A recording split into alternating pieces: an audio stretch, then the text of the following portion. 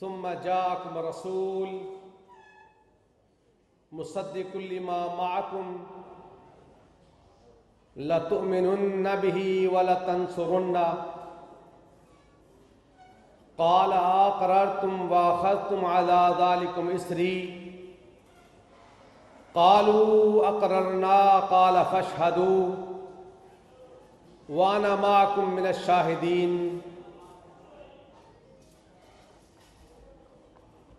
ذی وقار سامعین،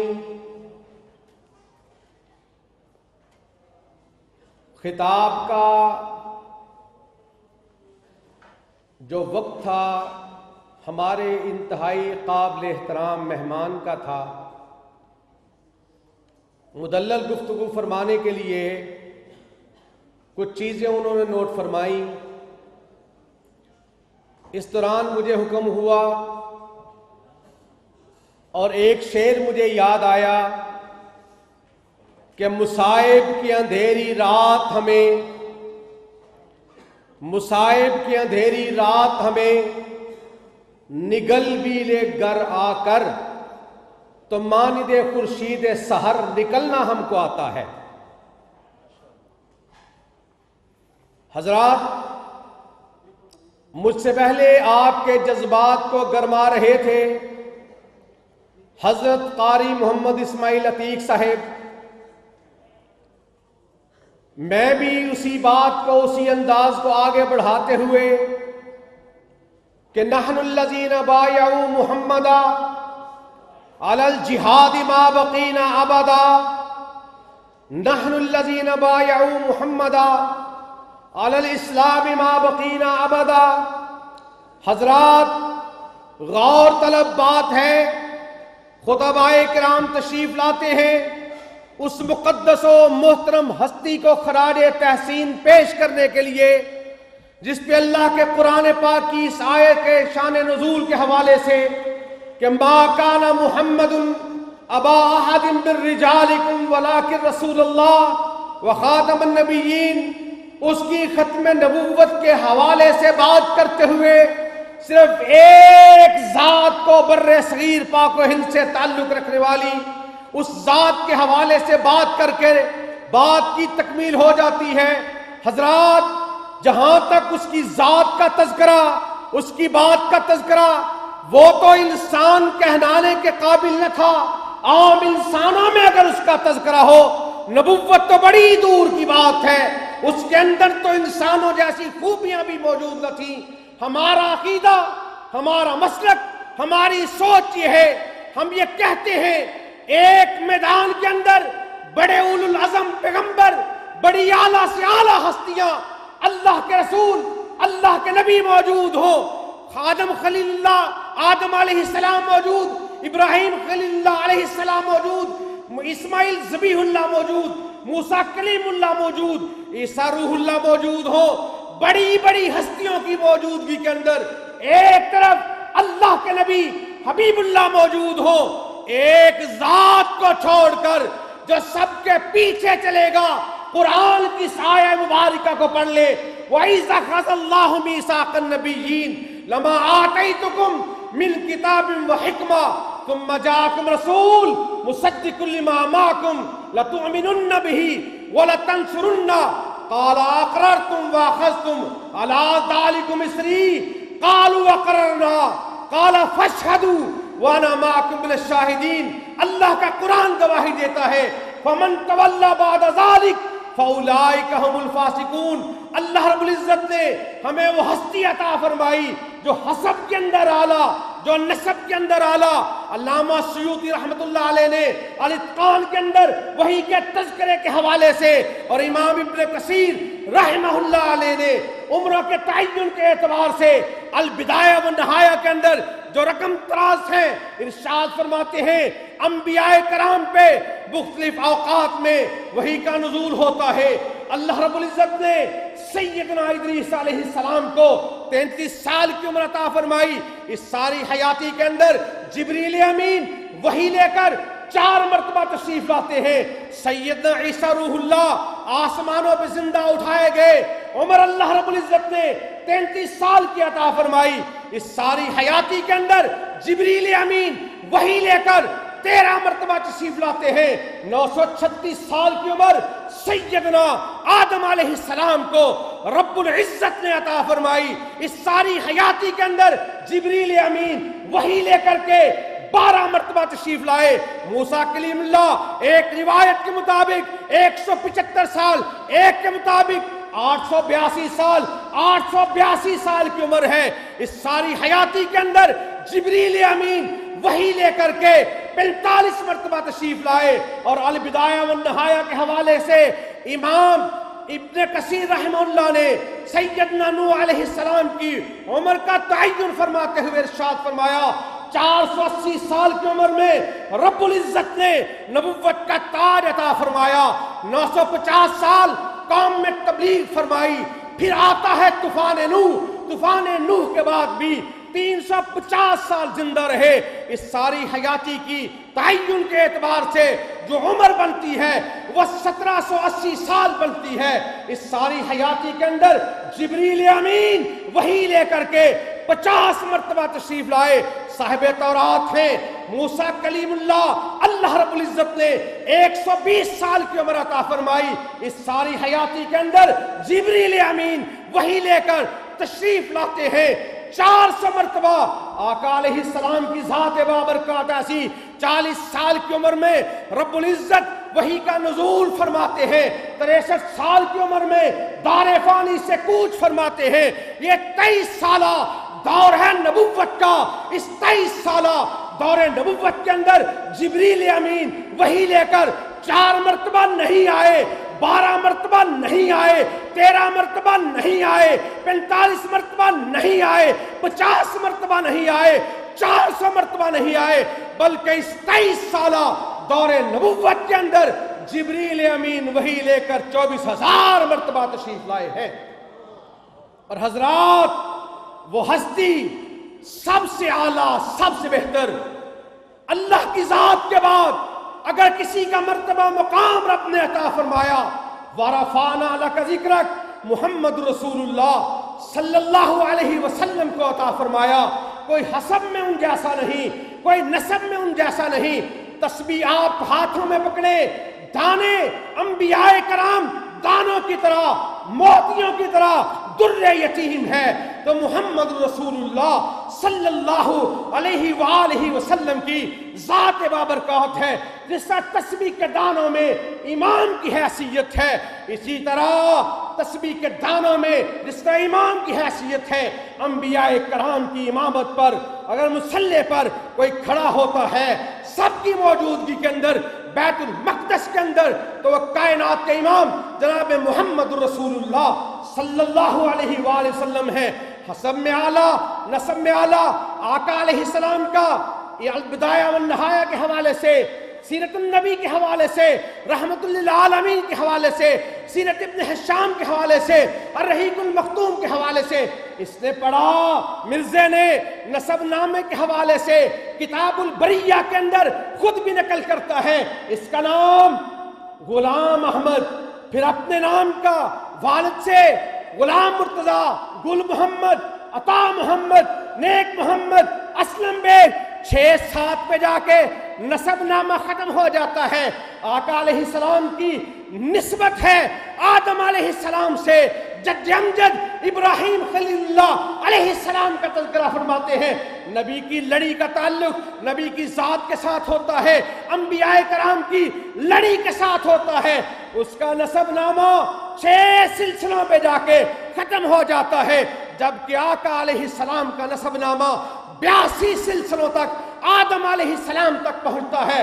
محمد صلی اللہ علیہ وسلم، سب کہیے محمد صلی اللہ علیہ وسلم، بن عبداللہ، بن عبد المطلب، بن ہاشم، بن عبد مناف، بن قصی، بن کلاب، بن مرہ، بن کعب، بن لوئی، بن غالب، بن فہر، بن مالک، بن نظر، بن کنانہ، بن خزیمہ، بن مدرکہ، بن الیاس، بن مزر، بن نزار، بن ماد، بن عدنان، بن عد، بن حمیسہ، بن سلامان، بن عوس، بن یوس، بن قموال، بن ابی، بن عوام، بن ناشد بن حذاء بن بلداس بن يدلاف بن طابق بن جاهن بن ناحس بن باخي بن عيز بن أبكر بن عبيد بن حمدان بن سنبر بن يسربي بن يحزن بن يلحن بن إراوا بن عيز بن ديشان بن عيسر بن أفناد بن إيهام بن مقصر بن ناحس بن زارق بن سمي بن مزيد بن عوزة بن إيرام بن كيدار بن إسماعيل عليه السلام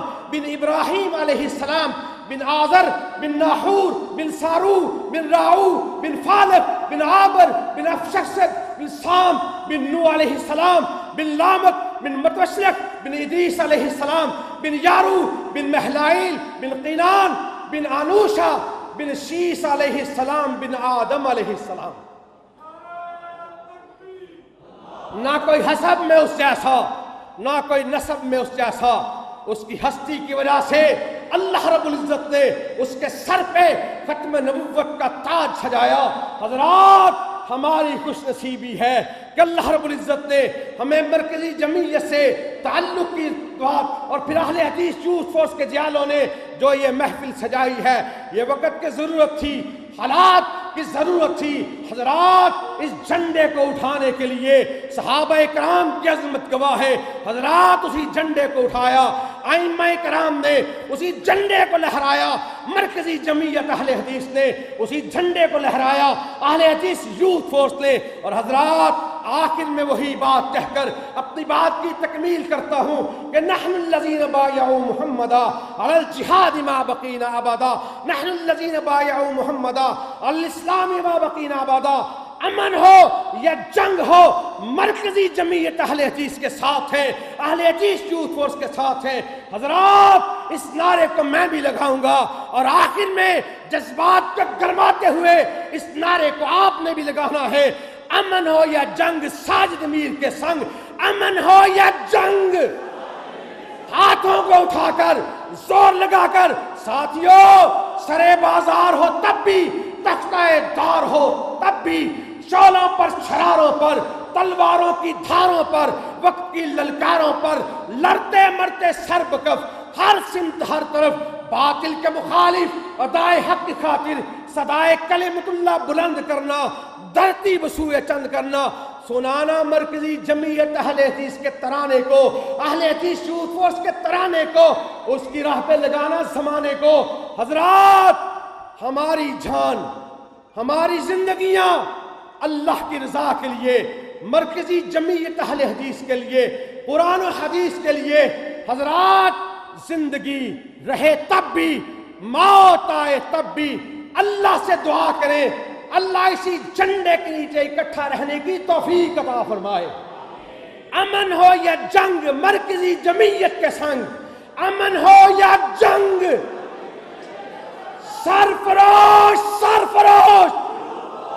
ہماری آن ہماری شان، ختم نبوت پہ قربان. ہماری آن ہماری شان، ہماری آن ہماری شان. وآخر دعوانا الحمدللہ رب العالمین.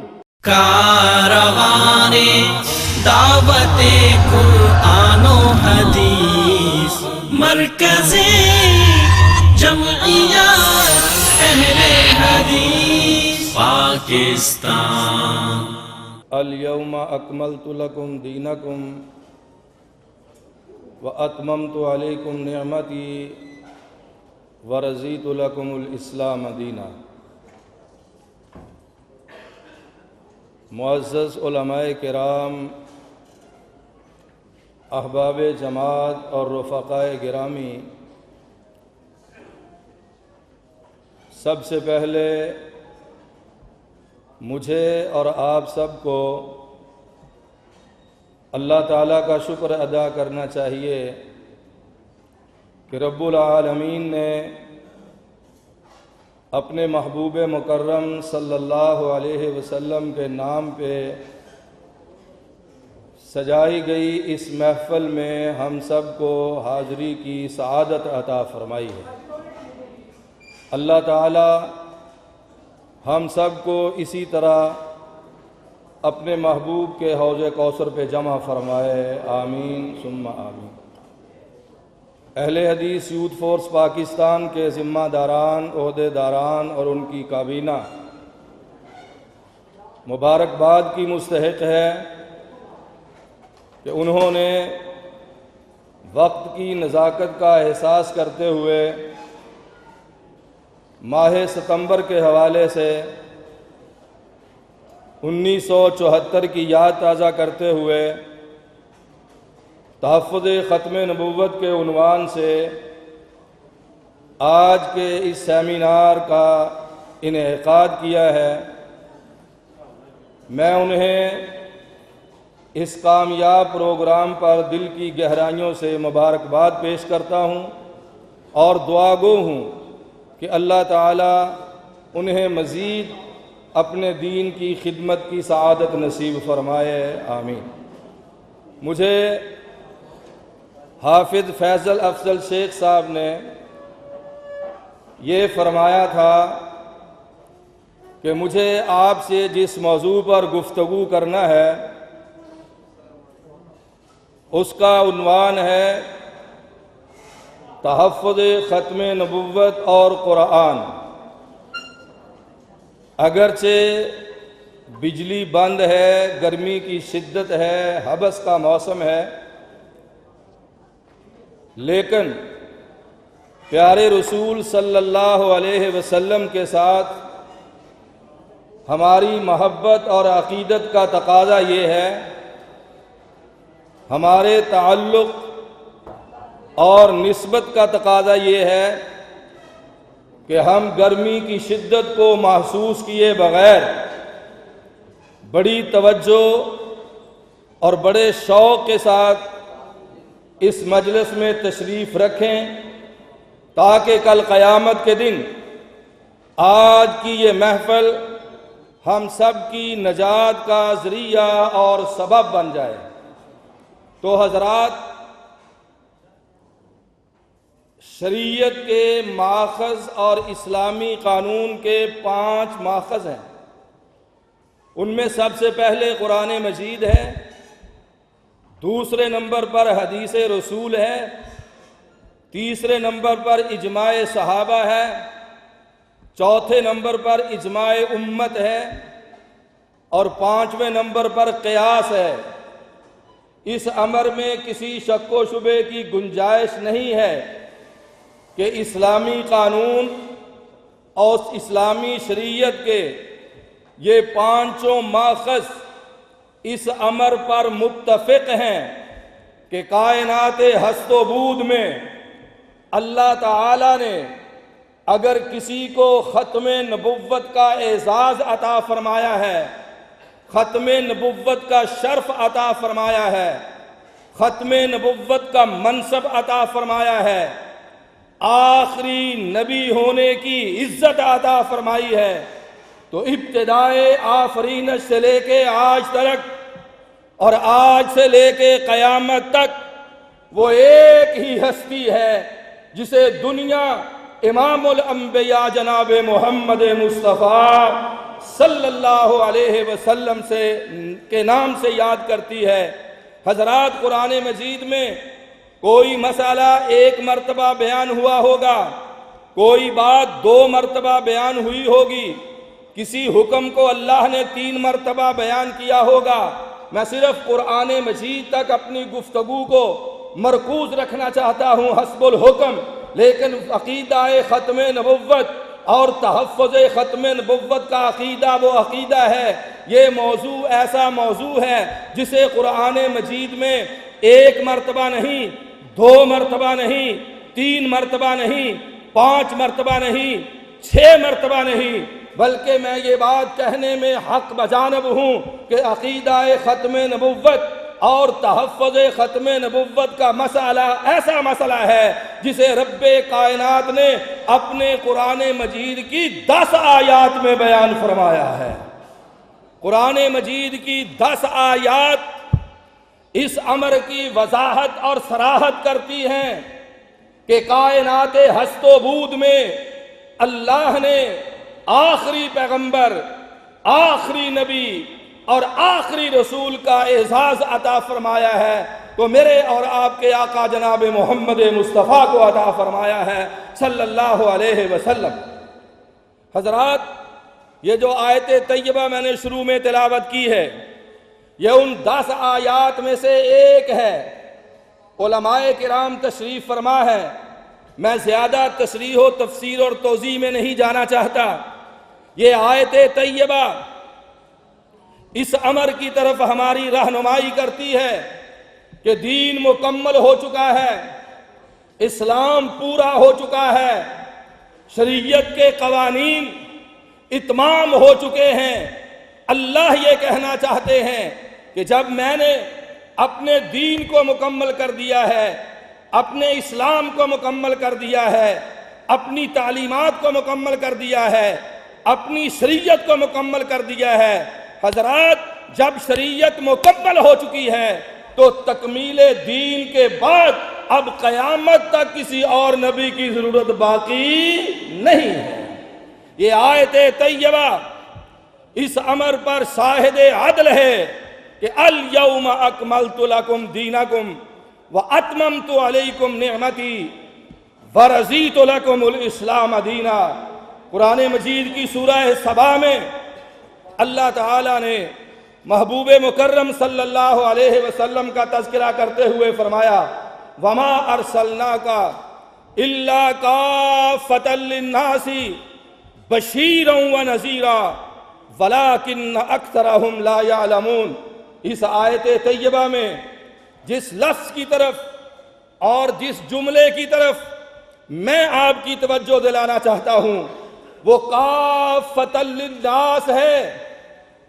اللہ فرماتے ہیں کہ اے میرے حبیب صلی اللہ علیہ وسلم، ہم نے آپ کو تمام انسانوں کے لیے کافی بنا کر بھیجا ہے۔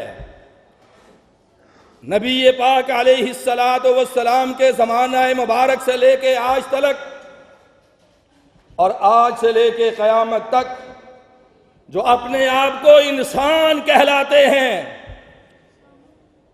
جو شرف انسانیت میں اپنے آپ کو شامل سمجھتے ہیں، جو اپنے لیے انسان کا لفظ بولنا اور کہلانا پسند کرتے ہیں، اللہ کریم فرماتا ہے کہ میں نے رسول اکرم کے عہد مبارک سے لے کے قیامت تک دنیا میں جتنے انسان آئیں گے ان سب انسانوں کے لیے کافی، اکمل اور اعلیٰ رسول اگر کسی کو بنا کر بھیجا ہے تو وہ نبی مکرم جناب محمد الرسول اللہ صلی اللہ علیہ وسلم کی ذات گرامی ہے۔ حضرات، یہاں ایک اور امر کی طرف بھی توجہ کی ضرورت ہے کہ یہ لفظ کافۃ للناس، اسی کے ساتھ ملتا جلتا لفظ اللہ تعالیٰ نے قرآن مجید میں اپنی ذات کے لیے استعمال کیا ہے کہ الیس اللہ بکاف عبدہ، کیا اللہ اپنے بندوں کے لیے کافی نہیں ہے؟ یقیناً اللہ کافی ہے۔ تو جن لوگوں کا خدا رب العالمین ہے، ان انسانوں کا مصطفیٰ اور محبوب امام الانبیاء جناب محمد مصطفیٰ صلی اللہ علیہ وسلم کی ذات گرامی ہے۔ تو کافۃ للناس، آپ کی نبوت و رسالت پوری انسانیت کے لیے کافی ہے۔ جو انسان ہیں وہ نبی کریم علیہ السلام کی ختم نبوت پہ یقین رکھتے ہیں، اور جو آپ کی ختم نبوت پہ یقین نہیں رکھتے وہ اپنے آپ کو دوسرے لفظوں میں یوں کہنا چاہیے کہ انسان کہلانا بھی پسند نہیں کرتے۔ حضرات، قرآن مجید کی ایک اور آیت طیبہ وما ارسلناک الا رحمۃ للعالمین، یہاں عالمین کا لفظ، جیسا میں نے پہلے عرض کیا کہ میں زیادہ تفصیل میں نہیں جاتا، یہاں عالمین کا لفظ اس امر کی غمازی کرتا ہے اور ہمارے لیے یہ واضح اشارہ دیتا ہے کہ جس طرح اللہ رب العالمین ہے، قرآن مجید ذکر للعالمین ہے، خانہ کعبہ ہدی للعالمین ہے، اسی طرح تمام عالمین کے لیے اللہ نے جسے رحمت اور نبی بنا کے بھیجا ہے وہ جناب محمد مصطفیٰ صلی اللہ علیہ وسلم کی ذات گرامی ہے۔ تو یہ آیت طیبہ بھی رسول مکرم صلی اللہ علیہ وسلم کی ختم نبوت کی واضح دلیل ہے۔ اسی لیے سید امین گیلانی نے کہا تھا کہ حضور آئے تو کیا کیا ساتھ نعمت لے کے آئے ہیں، اخوت، علم و حکمت، آدمیت لے کے آئے ہیں، اور خدا نے رحمت للعالمین خود ان کو فرمایا قسم اللہ کی وہ رحمت ہی رحمت لے کے آئے ہیں۔ اور خدا نے دین کامل کر دیا ہے اے امی ان پر، خدا نے دین کامل کر دیا ہے اے امی ان پر، محمد پرچم ختم نبوت لے کے آئے ہیں۔ تو قرآن مجید کی ایک اور آیت طیبہ کی طرف اشارہ کرنا چاہتا ہوں، سورہ اعراف کی آیت ہے، قُلْ يَا أَيُّهَا النَّاسُ اِنِّي رَسُولُ اللَّهِ إِلَيْكُمْ جَمِيعًا، یہاں لفظ جمیعہ عقیدہ ختم نبوت کی طرف اشارہ کرتا ہے۔ اللہ فرماتے ہیں اے میرے حبیب اپنی زبان نبوت سے اعلان فرما دیجئے کہ یا ایھا الناس، اے دنیا بھر کے انسانوں، اے دنیا بھر کے لوگوں، انی رسول اللہ الیکم جمیعا، میں تم سب کی طرف اللہ کا رسول بن کے آیا ہوں۔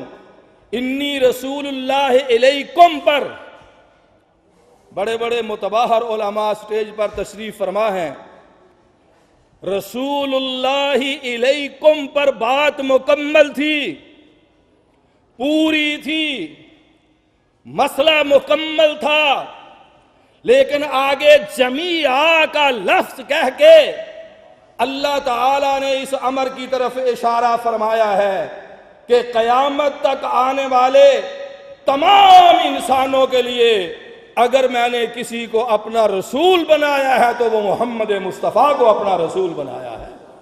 یہ جمیعہ کا لفظ آپ کے عقیدہ ختم نبوت کی طرف اشارہ کرتا ہے، اور یہ اللہ کا اعزاز ہے، اللہ کا عطا کردہ شرف ہے کہ پیارے رسول علیہ السلام کو اللہ تعالیٰ نے رسالت بھی عطا فرمائی ہے، نبوت بھی عطا فرمائی ہے، اور ختم نبوت بھی عطا فرمائی ہے۔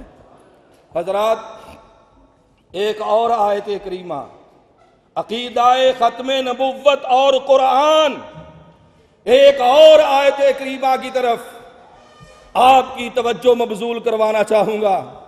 ارشاد خداوندی ہے هو الذی ارسل رسولہ بالہدی ودین الحق لیظہرہ علی الدین کلہ، اس آیت میں لیظہرہ علی الدین کلہ کے الفاظ میری اور آپ کی توجہ کے متقاضی ہیں۔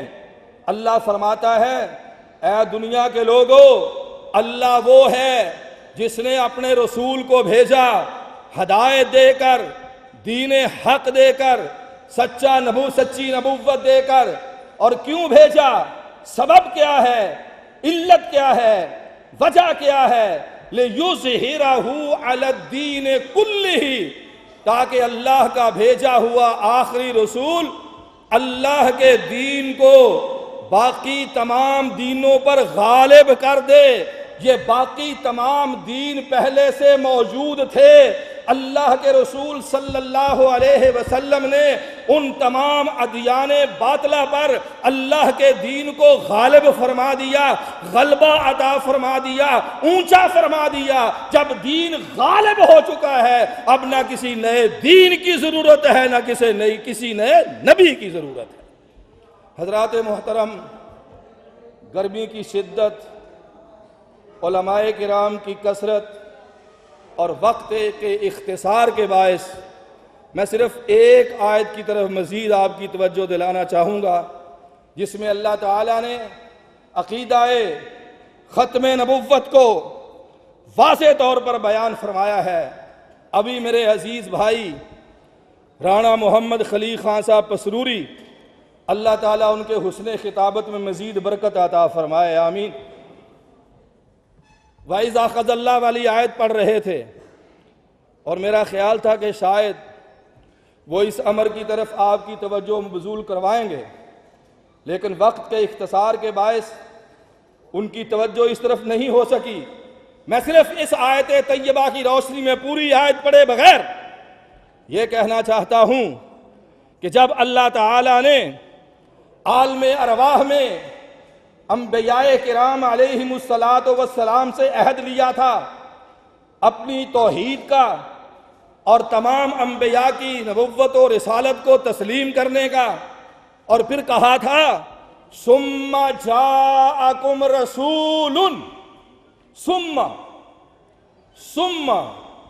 جاءکم رسول، علم بیان کی روشنی میں ثم للتراخی، ثم اخیر کے لیے آتا ہے، بعد کے لیے آتا ہے، بعد میں آنے والے کے لیے آتا ہے۔ اللہ تعالیٰ نے سارے انبیاء سے وعدہ لے کر یہ کہا تھا ثم جاءکم رسول، التنوین للتعظیم اور ثم للتراخی۔ اللہ نے یہ فرمایا کہ اے انبیاء کرام، تم سب سے آخر میں، تم سب سے آخر میں، تم سب سے آخر میں ایک ایسا رسول آئے گا، رسول جو بڑی عظمت والا ہوگا، بڑی شان والا ہوگا، بڑے مرتبے والا ہوگا، بڑے مقام والا ہوگا، بڑی عزت والا ہوگا، بڑے احترام والا ہوگا، اور اس کا نام نامی اسم گرامی جناب محمد مصطفیٰ ہوگا صلی اللہ علیہ وسلم۔ یہ ثم جاءکم رسول، یہ تین الفاظ میرے اور آپ کے آقا جناب محمد مصطفیٰ صلی اللہ علیہ وسلم کی ختم نبوت کی طرف رہنمائی کرتے ہیں۔ گرمی کی شدت کے باعث میں باقی آیات کے توجہ کیے بغیر آخر میں یہی کہنا چاہتا ہوں کہ حضرات، عقیدہ ختم نبوت مسلمانوں کا اجماعی عقیدہ ہے، قرآن اس پر شاہد عدل ہے، احادیث مبارکہ اس کی گواہ ہے، تعامل صحابہ اس امر پر بین دلیل ہے، اجماع امت سے یہ مسئلہ ثابت ہے، اور قیاس کا تقاضا بھی یہ ہے کہ جب اللہ نے اپنا آخری رسول بھیج دیا ہے تو اب قیامت تک کے لیے کسی دوسرے نبی اور رسول کی گنجائش نہیں ہے۔ آپ کی نبوت و رسالت کے بعد نبوت کا دعویٰ کرنے والا اور اس کو ماننے والا دجال تو ہو سکتا ہے، حضرات گرامی کذاب تو ہو سکتا ہے، جھوٹا تو ہو سکتا ہے، بد مذہب تو ہو سکتا ہے، بد عقیدہ تو ہو سکتا ہے، دائرہ اسلام سے خارج تو ہو سکتا ہے، اور ہے غیر مسلم تو ہو سکتا ہے، لیکن رسول پاک کے بعد کسی اور کو کسی طرح کا بھی نبی ماننے والا نہ مسلمان ہو سکتا ہے، نہ مومن ہو سکتا ہے، نہ پیارے رسول کا امتی ہو سکتا ہے، اور نہ قیامت کے دن محبوب مکرم کی شفاعت کا مستحق ہو سکتا ہے۔ اللہ ہمیں اسی عقیدہ پر زندہ رکھے اور اسی عقیدہ صحیحہ پر موت نصیب فرمائے، آمین۔ وآخر دعوانا ان الحمدللہ رب العالمین۔ کاروان دعوت قرآن و حدیث، مرکز جمعیت اہل حدیث پاکستان۔ بسم اللہ الرحمن الرحیم۔ قرارداد پیش کرنے سے قبل میں اہل حدیث یوتھ فورس پاکستان کی قیادت کو خراج تحسین پیش کروں گا کہ جنہوں نے نوجوانوں کی آواز کو عملی صورت دی اور آج الحمدللہ یہ عظیم الشان فقید المثال سیمینار کا اہتمام کیا۔ قرارداد کچھ اس طرح ہے کہ آج کے اس عظیم الشان قومی تحفظ ختم نبوت سیمینار میں مزاحیوں کی بڑھتی ہوئی سرگرمیوں کی ہم مذمت کرتے ہیں۔ مرزائیت آئے دن ملک میں اپنا اثر و رسوخ اور سرگرمیاں بڑھانے کے لیے اوچھے ہتھ کنڈے اختیار کر رہی ہے اور امتناع قادیانیت قانون کی خلاف ورزی کرتے ہوئے مسلمانوں کے اسلامی شعار کو استعمال کرنے سے گریز نہیں کرتے۔ ہم ختم نبوت پر جان نچھاور کرنا اپنا فرض سمجھتے ہیں اور حکومت وقت سے مطالبہ کرتے ہیں کہ قادیانیوں کو اعلیٰ حکومتی عہدوں سے ہٹایا جائے اور ان کی بڑھتی ہوئی سرگرمیوں پر مکمل طور پر پابندی لگائی جائے۔ چناب نگر کو کھلا شہر قرار دیا جائے، ان کی سرگرمیوں پر کڑی نگاہ رکھی جائے اور ان کے ملک دشمن عناصر سے روابط کی تحقیقات کروائی جائیں۔ ہاتھ کھڑے کر کے آپ لوگوں نے بتانا ہے کیا آپ اس قرارداد سے اتفاق کرتے ہیں؟ جزاک اللہ۔ کاروان دعوت قرآن و حدیث، مرکز جمعیت اہل حدیث پاکستان۔